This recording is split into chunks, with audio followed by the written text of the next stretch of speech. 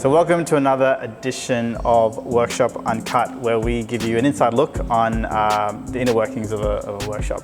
And today I've got Eugene Hassan with me to just go over a little topic, a frequently asked question: why do we strip cars for our work, I suppose, to repair a vehicle? Yeah. So Eugene, maybe you can give me a bit of information about yourself. This is actually a bit of deja vu. This is take two because we had some technical difficulties the first time. Yeah. So yeah, tell us a bit about yourself and your background and yeah. Yeah. So my name's Eugene, obviously, Irish man living in Australia, in the motor trade now for about 12 or 13 years. Panel beater, spray painter, now estimator. Loving life down under and love traveling. Yeah. You probably cut that out. It's all right. Keep it in. Now tell us a bit more about your background as a. So I'm now the estimator at Flow Auto Body. I'm just completely blank here, man. Sorry. it's on holiday, mate. Sorry, but more in the background. Yeah, it's probably the heat that's getting to you. Just for everyone's information, it's probably about like 50 degrees at the moment. Yeah. Brisbane weather, humidity is like 99.9%. It's quite hot today. Definitely different from Ireland, obviously. Yes, for sure. 0% humidity and like -30 or something. Pretty much, rainy. Yeah. So, all right, the whole. So we're talking about a topic, and being an estimator, you'd probably get this question a lot. Why do we strip a car? And what's the summary version? Then we can maybe dive into a couple of more questions into that topic. No problem. Yeah, sounds good. So some reasons why we strip components or vehicle is mainly a lot of time for the painters. So there's no overspray, gets onto the components from the spray paint process. Also, we take some parts off panels to make it easier for the panel beaters to repair, so they don't risk it hitting maybe a door handle when they're using sandpaper to rub the panel back. We take this off to prevent that from happening. Other times we have to take panels off cars, for example, when a car's been hit maybe larger than a minor impact, we remove it just to see if there's any internal damage that we cannot be seen to the naked eye before the panels are removed. Yep. So a couple of things. So for number one, for the repair. Number two, for the paint finish, to get a really good finish on the job. So no edges or overspray, all that sort of stuff. Yeah. And then also to check if there's any hidden damage. Yeah.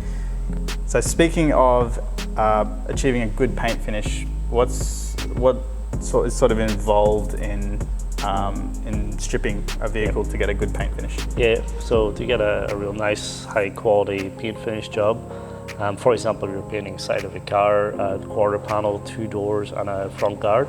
We would remove the door handles from the doors, the belt molds, which are positioned below at the bottom of the window. Yep. And also the belt molds to get the good edge. Yep. And remove the side mirrors. Quarter panel may remove the fuel flap and the little roof mold that runs above the top of the cant wheel.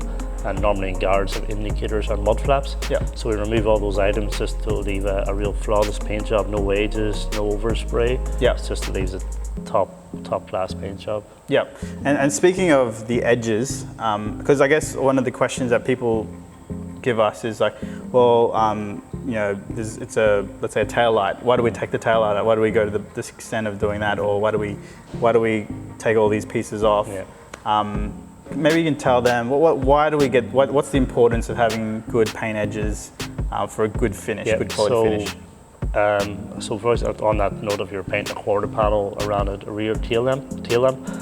Also, that's another thing. They're maybe wondering why you're taking the rear bar off. Yep. Normally 95% of vehicles you have to remove the rear bar to remove the tail lamp. We do this because for example, instead of masking it up and paint not getting in there and adhesion properly, maybe in the future the paint can fall off, peel off the vehicle, which is not what we want, certainly not what the customer wants. Of course. And then also too, a tail lamp being a plastic component, if it gets overspray on, if it's masked off and not removed, then it's very difficult to remove it, because if you use a heavy base solvent like thinners, that could melt the plastic and then cause more issues for us and the customer. Yeah. So just for the sake of, let's say, 10 extra minutes, to get that good finish on that particular area, it's definitely worth it. It's definitely recommended. And like there's it might look good. Let's say if you've painted on an edge, but over time, like you said, it's that longevity of the paint job. Awesome. All right, let's go for the next question. So another aspect of getting a good paint job is getting the color to match. And so there's, I guess the term in our industry, blending the adjacent panels. So looking like in this example here, we can see on the screen, we've got a Range Rover that we're painting, and you can just see that the right-hand front door has been repaired, but we're actually painting 3 panels, not just that one panel that we repaired.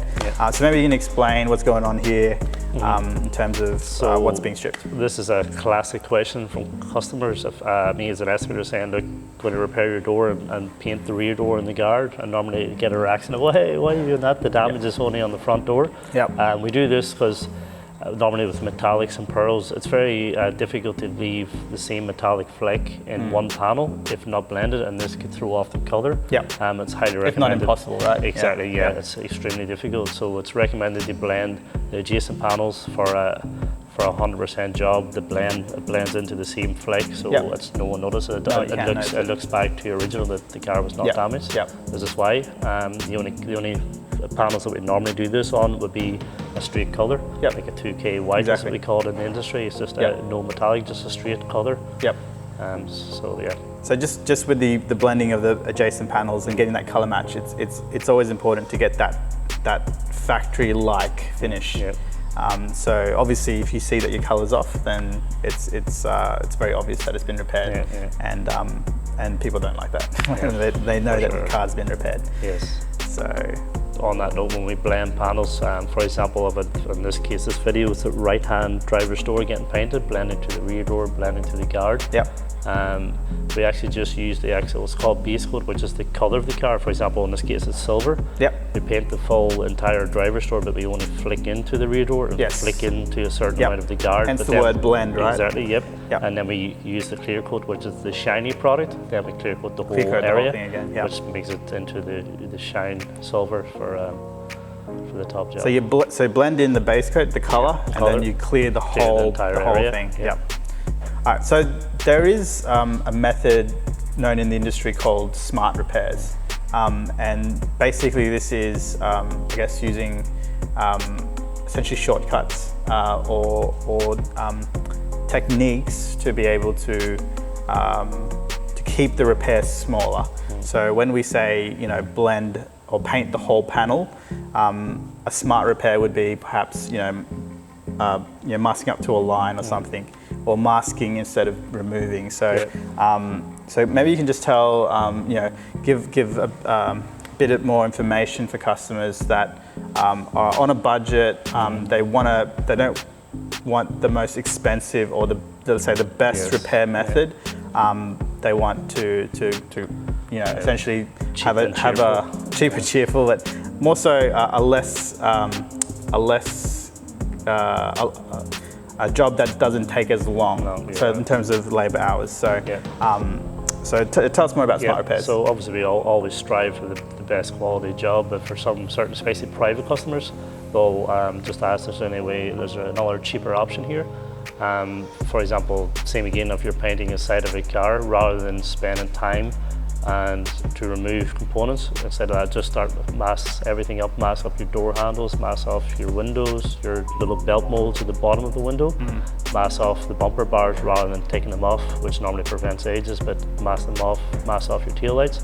All of these will save money, which will make the coat cheaper. It's called a smart repairs process. Nothing wrong with it, it'll still be a good job, but if you inspect extremely closely, you might see the very minor little edges. But normally private customers that just want the smarter option. There's different options, different horses for different courses. Exactly. A good reference would be your mobile repairs. Like the guys that do the touch-ups on bumpers.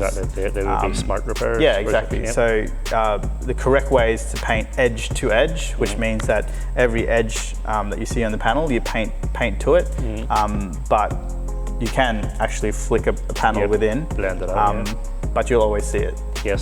Yeah. So for example, a quarter panel normally leads into what we call a roof rail or cant rail. Cant rail, It yeah. runs around the roof. Yep. So if you're painting a dog leg repair, you could just paint the quarter panel to a body line or just Yep. go up the pillar Yep. and blend it out. As Jai just says, we can buff it up and you won't see it for maybe 6 months, but inevitably it will come back Yeah. and you'll see where the Bit of blend the was. UV, and then you sort of Yeah. see where the clear's sort of been blended out. Exactly, yeah. Yep. And then there's a risk of the paint peeling back. Yep. But that's why it's called a smart repair. It's more short term. So there you have it. There's a couple of insights on why we strip a car. If you have any questions or if you need any more information, feel free to write down in the comments below, and we'd love to answer your questions. Eugene is on hand to answer those questions. Yep. See you guys.